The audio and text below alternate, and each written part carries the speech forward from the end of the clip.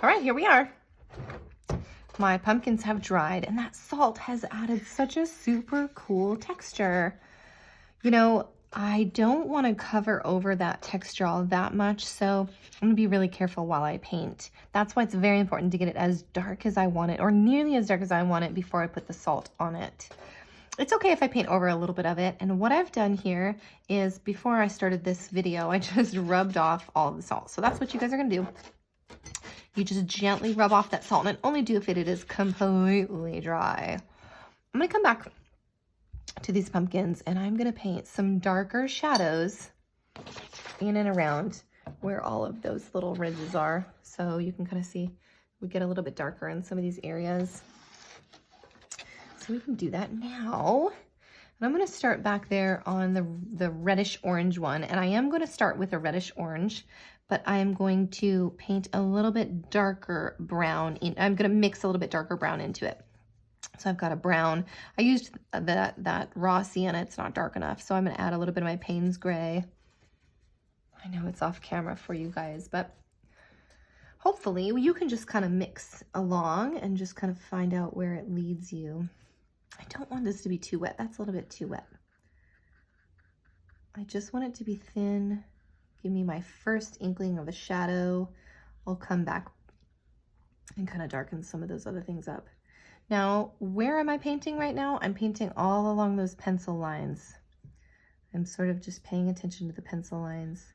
And, you know, the more specific I get with the shadows, the thinner and thinner those lines are going to become. It's going to just become just like a little bit of a dab.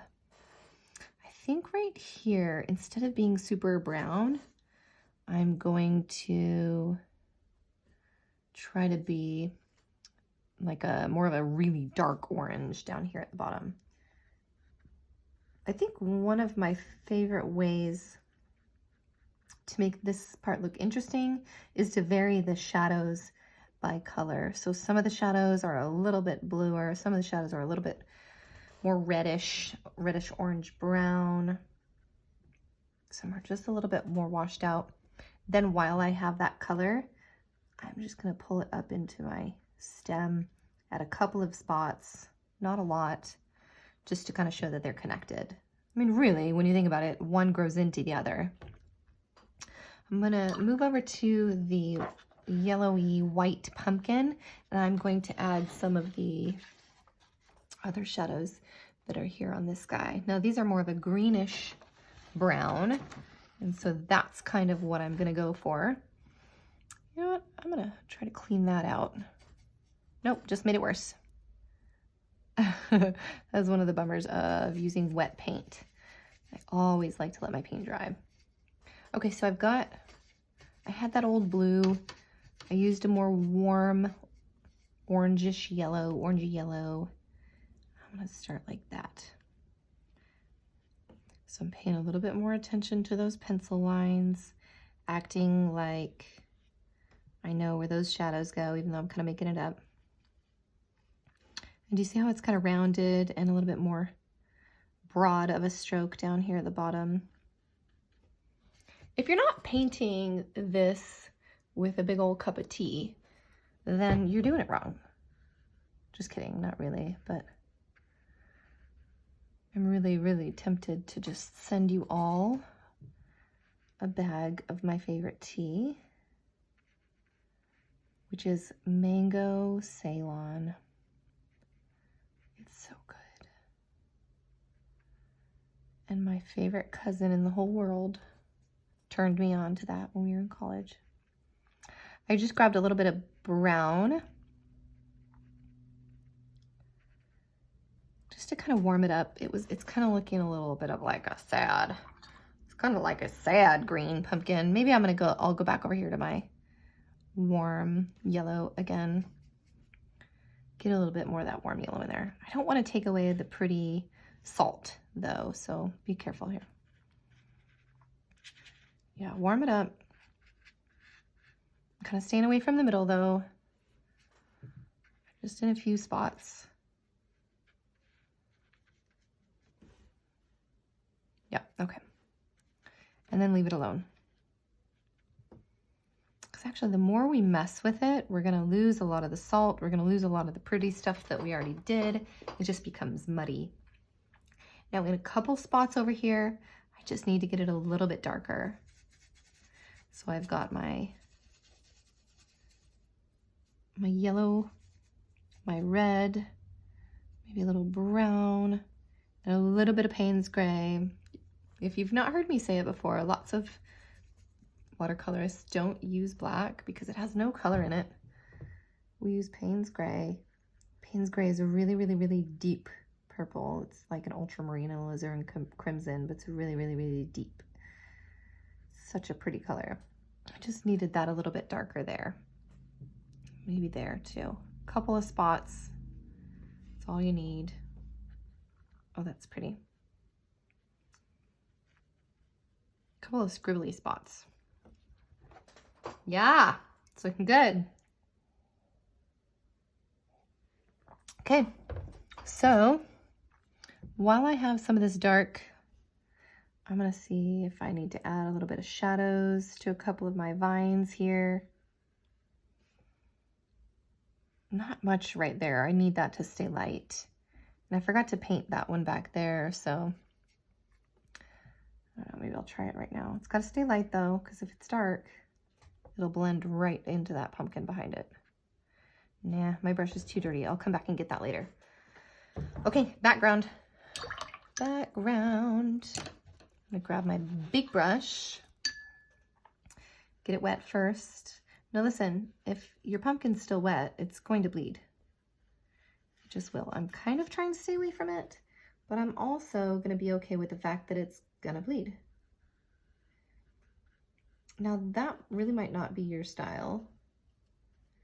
I think her name is Anna Mason. It's a painting style that is hyperrealism, and she does it in watercolor, and of course she has to do it really, really, really, really large scale. But if you're interested in that, there's lots and lots of step-by-step instructional. I've not ever done it before, because I've had my day attempting hyperrealism, and I painted that way. I tried to paint that way a lot when I was younger, and I just decided that this is more fun. And also, there's just something about leading by example. We'll see that bled. Letting people know that not only is it good sometimes to make mistakes in art, but it's just so much more fun to open up and let go and not feel like you have to only create something one way.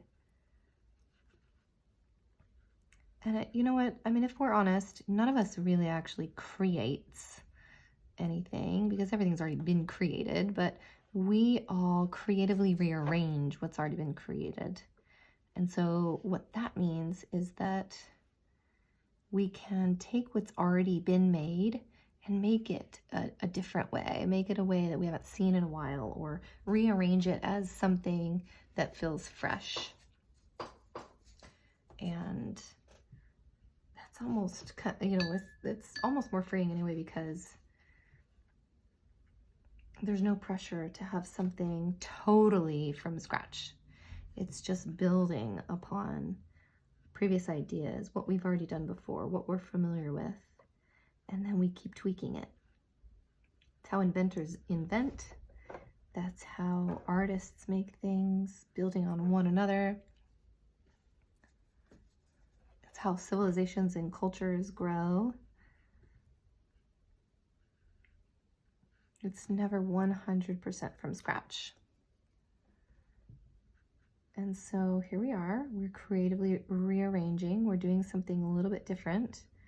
We are problem solving. We're relaxing because there's no pressure here. That's all I'm doing with dark browns and dark greens, and even putting some of my favorite turquoise in there. I'm just creating this dark background, and I don't know if you noticed, so I'll draw attention to it now, but I didn't wet the entire background because I knew that it would dry before I got to it.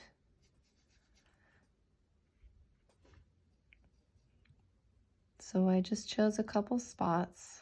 Here we go. And I stopped when I got to those spots. It seemed like natural breaks. So I really like that dark right there. I need to get it dark in a couple other spots.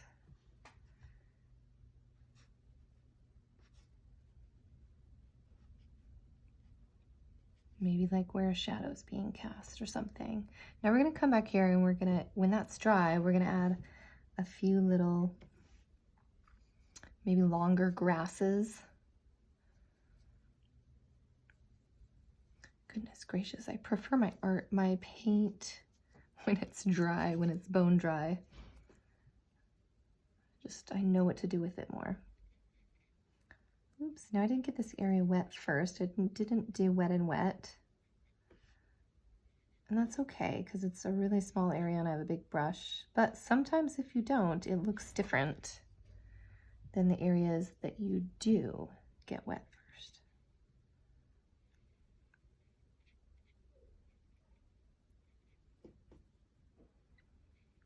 Now make sure that your background is consistent. You're not painting it differently wherever there's negative space.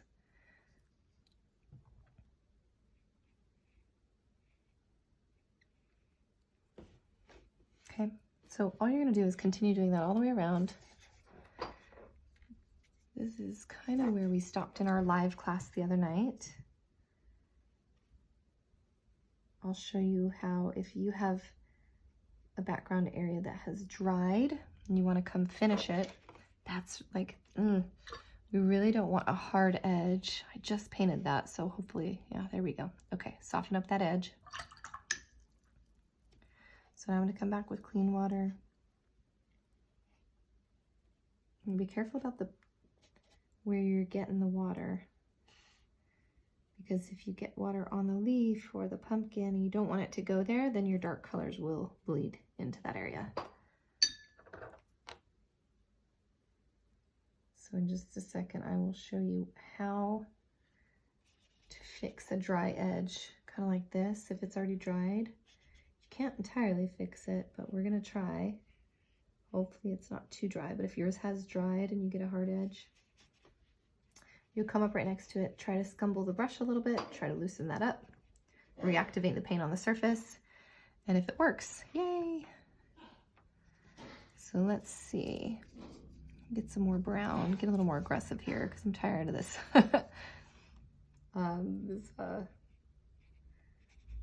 I'm kind of like pussyfooting around my wet paint. I don't want to get too much of it going, but I'm done with that.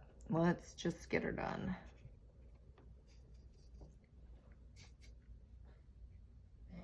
Now I do have a big brush here. This is a size 12 round, but because it has a really fine point, I can fill up the brush a lot. I can go for a long, long ways with a really full brush. And, oops, someone's coughing.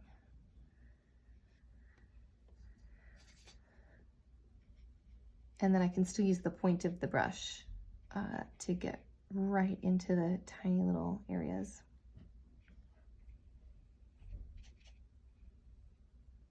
I don't mind that it gets a little bit, like it fades out kind of to white in the back. But what I don't like is it looks like I outlined that in black. I don't care for like a contour line like that. If it's gonna cast a shadow, then cast a shadow. But that's it. Okay, so I wanted it a little darker down here. I'm hoping this is kind of dried a little bit, even if this area hasn't dried. We still might try it and see what works. Get a little more color. Now, one thing about painting a background like this is don't let your background be dictated, like the shapes and stuff in your background be dictated by the shape of the objects in front of it.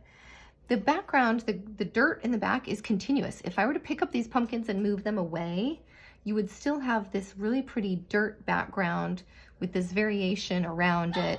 It's not gonna have shadows that are kind of like V-shape, or there's no after image that's created with the background because the pumpkins are there. So I'm coming back over to my turquoise and my brown, and using my little finger as a kickstand, I'm just gonna kind of try to flick a little bit of the grasses in here. Now I don't want too many individual grasses, so I'm okay with it being, oops, sounds like the dog is awake. So I'm okay with it kind of traveling in different directions, overlapping, a little bit of scumbling. Now I don't want it to be too dark, so I don't want this next step to be too dark.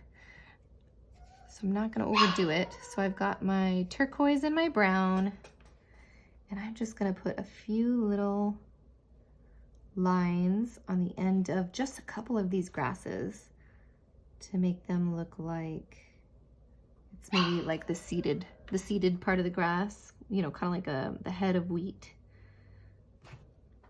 You know, when grass gets too long and too old. The last thing I'm gonna do, this is the fun part. Fill up your brush a lot. Okay. Now, here's the difference. What I'm gonna do is I'm gonna hit my paintbrush on the point of my finger, not the other way around, because if I hit my paintbrush this way, actually the paint is gonna fling upwards, but if I hit it down, then the paint travels down to the paper. All this is gonna do is give me just a little more texture. It's just gonna make it look like it's, you know, a little bit rustic or just kind of messy. Not much. Don't overdo it. I'm kind of aiming mostly for the bottom. It traveled up here a little bit, which is not the end of the world, but let me, you know what, while I've got my brush full, I'd like to darken that area up a little bit. And there you have it, my friends. That is our fall watercolor pumpkins. Show me what you got. Hashtag wine and watercolor, or tag me eLindsayHorncole Art on Instagram or Facebook. And I would love to see what you do.